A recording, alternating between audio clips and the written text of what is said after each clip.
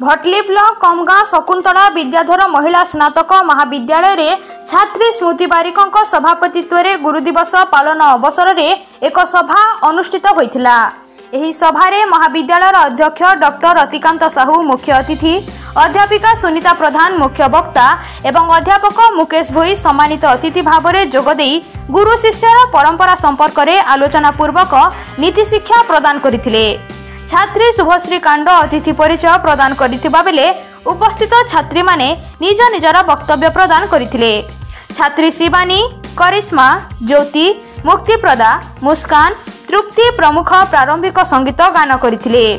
उपस्थित महाविद्यालय अध्यक्षों सह समस्त अध्यापक अध्यापिका और कर्मचारी मानंकु छात्री माने फूल तोड़ा और उपहार दे आशीर्वाद ग्रहण करी सम्मानित करथिले।